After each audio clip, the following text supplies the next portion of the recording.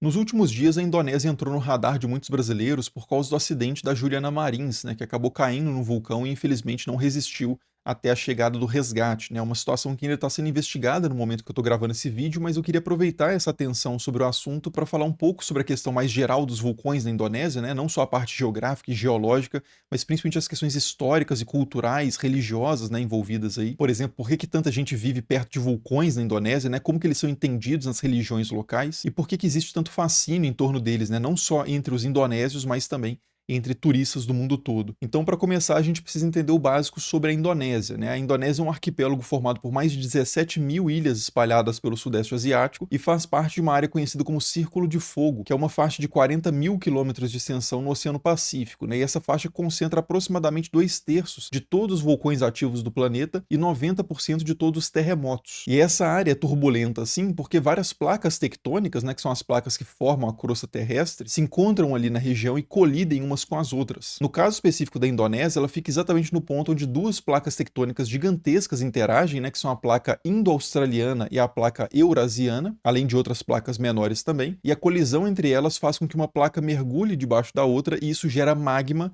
e esse magma sobe até a superfície e forma os vulcões. No total, são 100 vulcões ativos na Indonésia, né, o que dá cerca de 10% de todos os vulcões ativos do mundo, e alguns dos mais conhecidos são o Monte Semeru, que é o ponto mais alto da ilha de Java, o Monte Merapi, também na ilha de Java, que é considerado um dos vulcões mais perigosos do mundo, e o Monte Rinjani, né, em Lombok, onde infelizmente aconteceu o acidente da Juliana. O Rinjani atrai muitos visitantes, principalmente porque ele tem uma caldeira gigantesca no topo, que é realmente muito impressionante, né? E o lugar todo, em geral, na verdade, que é o Parque Nacional Gunung Rinjani, é maravilhoso, né? Mas também muito perigoso, como a gente vai ver daqui a pouco. Mas antes vale a pena falar sobre por que um lugar tão turbulento, não, melhor, como que um lugar tão turbulento e imprevisível como esse abriga tanta gente. A Indonésia, para quem não sabe, é o quarto país mais populoso do mundo, né? Só atrás da Índia, China e Estados Unidos. São cerca de 280 milhões de habitantes e muitos deles, né, milhões deles, vivem a pouquíssimos quilômetros de vulcões ativos, né? Mas por quê, né? Não é muita loucura isso, não? Então, realmente é algo arriscado, mas existem vantagens também de morar perto de um vulcão. Os solos vulcânicos geralmente são muito férteis, né? Porque a decomposição das cinzas vulcânicas que saem durante as erupções libera nutrientes como potássio, fósforo, cálcio e magnésio, né? Que são muito importantes na agricultura. Por isso é muito comum ver plantações de arroz, de café, de frutas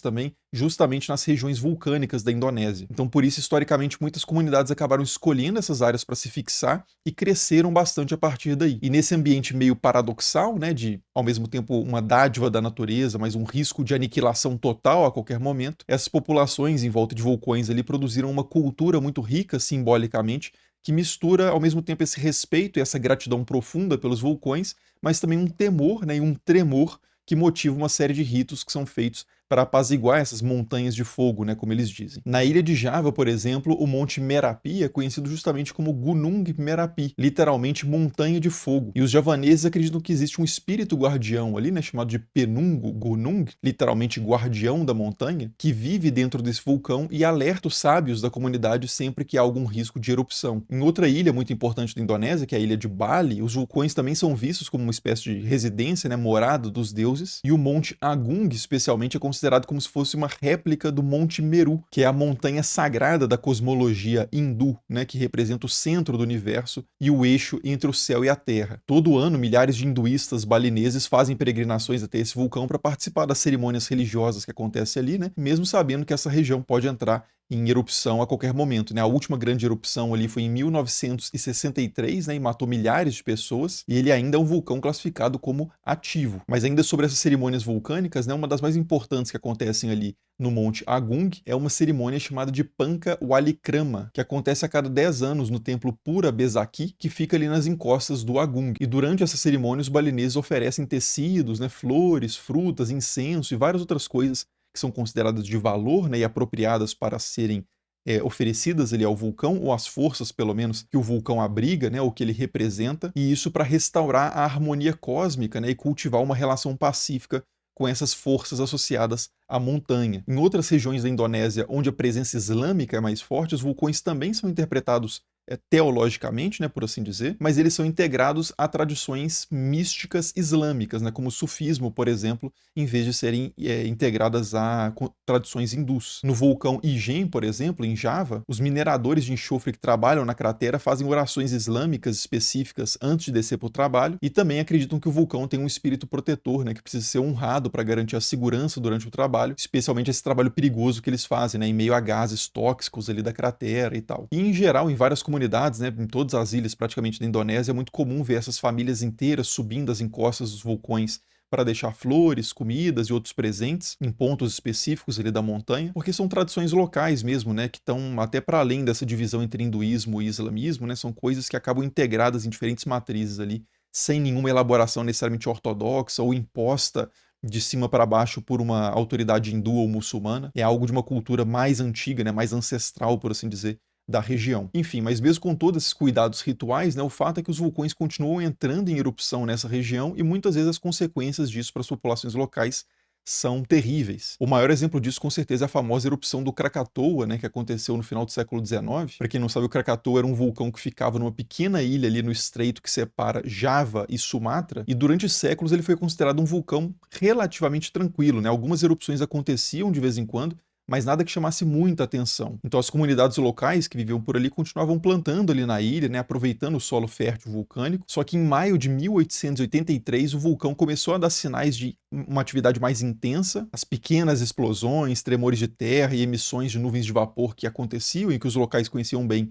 começaram a ficar mais frequentes e mais fortes, porque o que estava acontecendo, só que isso ninguém via diretamente, né, mas debaixo da terra o que estava acontecendo é que uma camada magmática gigantesca estava se enchendo de material derretido, isso embaixo da ilha, né, e acumulando uma pressão absurda ali. E isso foi se acumulando até a manhã de 27 de agosto, né, como eu disse, de 1883, que foi quando a coisa finalmente explodiu. E não foi uma explosão pequena, né, do tipo que os indonésios estavam acostumados a ver de vez em quando ali no Krakatoa, não. Foi uma explosão que realmente foi a última explosão do Krakatoa, porque foi a explosão para acabar com qualquer outra explosão. Foi uma explosão que simplesmente rachou a ilha onde ficava o Krakatoa de ponta a ponta, né? O som da explosão, para você ter ideia, foi ouvido a 5.000 quilômetros de distância. Foi o som mais alto já registrado na história da humanidade, né? Como se uma explosão acontecesse em Recife e as pessoas ouvissem a explosão em Angola. Marinheiros, para você ter uma noção, a 60 quilômetros de distância, tiveram os tímpanos estourados por causa do barulho. E um chefe de polícia na ilha Rodrigues, que está na direção ali de Madagascar, né, a 4.800 quilômetros do Krakatoa, registrou naquele dia o seguinte, né, ouvimos o que parecia ser o disparo de canhões vindo do leste. Só que não eram canhões, né, era um poder muito maior do que isso. Se a gente quisesse comparar com armas, né,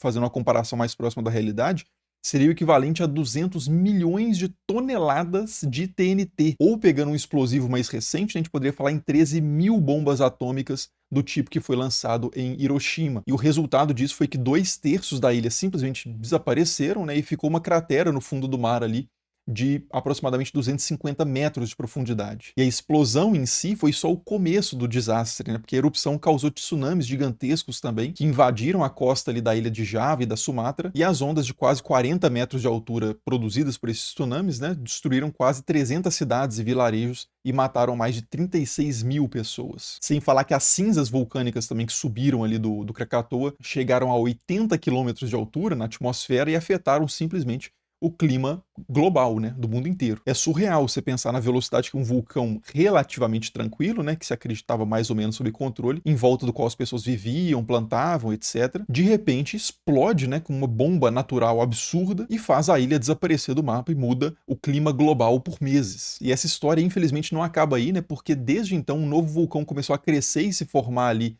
onde ficava o antigo Krakatoa, que é um novo vulcão chamado de Anak Krakatau, né, literalmente filho do Krakatoa, e esse vulcão vem crescendo desde então e já teve erupções violentas, né? Talvez você se lembre, em 2018 aconteceu um tsunami ali na Indonésia que chegou a matar cerca de 400 pessoas, e isso foi resultado justamente de uma erupção do Anak Krakatau, né, que causou um deslizamento submarino e lançou tsunamis contra a costa da ilha de Java, né, que foi onde esse tsunami afetou mais. Enfim, aí diante disso tudo você pode estar se perguntando o seguinte, né, quem que seria maluco então de ir para a Indonésia e chegar perto de um vulcão ativo? E a resposta é milhões de pessoas todo ano, né? O turismo vulcânico na Indonésia movimenta bilhões de dólares anualmente, e na verdade não é tão difícil entender porque que as pessoas vão para lá, né? Tem a questão da adrenalina, da aventura e da beleza surreal desses lugares também. E mais do que beleza, a gente poderia até falar num certo fascínio, né? Porque a gente não é simplesmente uma questão de achar bonito, tipo assim, Ah, achei bonito, fui no vulcão e achei bonitinho. É uma questão de ser realmente profundamente atraído pela paisagem, né, uma experiência quase mística ou efetivamente mística mesmo, que talvez já tenha sentido se você já foi numa cachoeira, numa montanha, né, ou algum lugar desse tipo, inclusive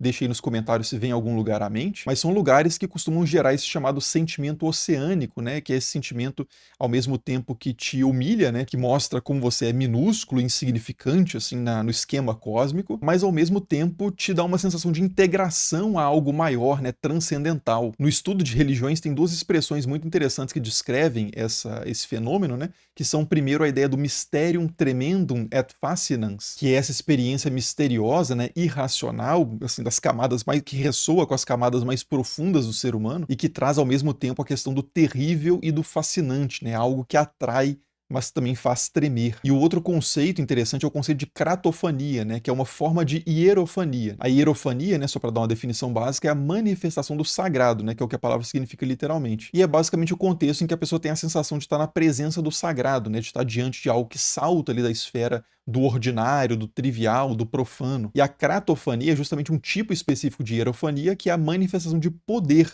ou seja, tem a ver com a sensação de perceber o sagrado em alguma demonstração de força, né, como a queda de um raio, que os gregos viam como uma manifestação de Zeus, ou um tremor de terra, que era a fúria de Poseidon, mas eu, particularmente, sempre que eu penso nesse conceito, o que me vem à mente são justamente os vulcões em erupção, né, de preferência com descargas elétricas junto, né, como esse vídeo que eu vou colocar aí na tela. Para a mentalidade moderna, né, especialmente à distância, vendo a coisa em vídeo, né, na segurança do nosso lar, isso pode provocar uma reflexão analítica, né, científica sobre placas tectônicas, sobre diferença de potencial elétrico, coisas teóricas desse tipo. Agora, imagina você no contexto de uma comunidade tradicional, né, vivendo de fato debaixo dessa coisa absolutamente gigantesca, né, avassaladora, indiferente a qualquer tipo de resistência que você possa oferecer. Isso tudo com o chão tremendo debaixo dos seus pés, né, com cheiro de enxofre no ar, os pelos do seu corpo todos arrepiando, né? É impossível não sentir nessa situação algum tipo de sentimento religioso, né? Mesmo que em sentido amplo, né? Não necessariamente teísta. Então, assim, né, eu pessoalmente não fico nem um pouco surpreso pelo fato do turismo vulcânico ser tão popular na Indonésia, mas ao mesmo tempo, claro, não ignoro o fato de que existem riscos enormes associados a essa indústria e uma responsabilidade também gigantesca dessa indústria bilionária relacionada a esses riscos. São centenas de acidentes na Indonésia relacionados a isso, com muitas fatalidades. Existe a possibilidade de intoxicação por gases vulcânicos, de queimaduras, de quedas em crateras e até de ser pego por uma erupção mesmo, né, propriamente dita. O Monte Merapi, por exemplo, que recebe milhares de visitantes do mundo todo, né, todo ano, é super ativo. Em 2010 e 2018, né, muito recentemente, ele teve erupções bem expressivas. E mesmo assim, a agência de turismo continuou oferecendo ali trilhas que chegam muito perto da cratera, e de novo, né, a mudança de humor de um vulcão, por assim dizer, pode ser muito rápida, fora os riscos de acidentes como o da brasileira, né, da Juliana Marins, que acabou caindo durante uma trilha e não houve estrutura ali para fazer o resgate. Aparentemente, né? De novo, isso no momento que eu tô gravando o vídeo, a gente tá sendo investigado. É uma situação muito triste que acaba sendo um alerta também sobre os riscos que existem associados a esse turismo. Bom, mas é isso, né? Como sempre, eu vou deixar referência na descrição do vídeo para quem quiser se aprofundar nesse assunto mais geral dos vulcões da Indonésia. E muito obrigado por assistir e até o próximo. Falou!